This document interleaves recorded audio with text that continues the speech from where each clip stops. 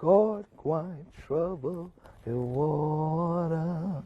You can see how the little ripples and things like that going like that. Water, essential to all, but even more precious for Gullah Geechee communities, working to maintain their distinct way of life away from the mainland. That allowed our Africanisms, as others call it, to continue to evolve here in this land, but to also amalgamate into this unique Gullah Geechee culture.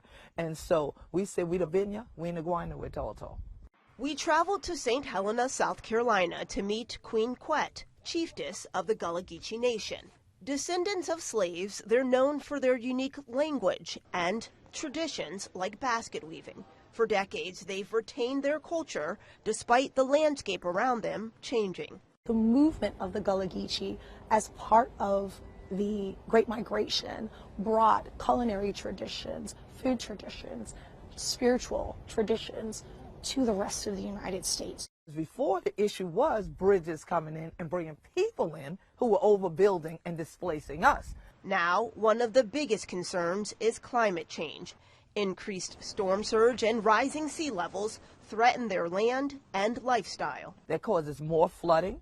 It's causing saltwater inundation in places that were freshwater areas, which also impacts some people's farming ability. Queen Quet tells me rising temperatures are also taking a toll. Our oysters, we won't have, nor will we have shrimp or crabs if the ocean acidifies. I'm Geechee. I grew up eating crabs. There's a lot of crabs on the table throughout my life. Tia Clark runs a business in Charleston, South Carolina, focused on catching blue crabs, a key ingredient in Gullah Geechee cuisine. It has changed my life and put me in this place to come outside every day and share my culture. Clark says the water brings her closer to her culture, but she's seen conditions for the wildlife decline. With climate change, if it stays this warm, then the crabs are around, which means there's going to be a lot of pressure put on them by me and other people that are trying to catch them. To help, conservationists are building oyster reefs to create a habitat for sea creatures to survive. Look at where that line is from here for how this reef is protecting the grass. When we start losing some of these resources and when it really starts hitting home and affecting more people is when some real change is going to happen. This is an effort to ensure survival. Absolutely. Every part of what we're doing is to ensure our survival as Native Gullah Geechees and the survival of our tradition.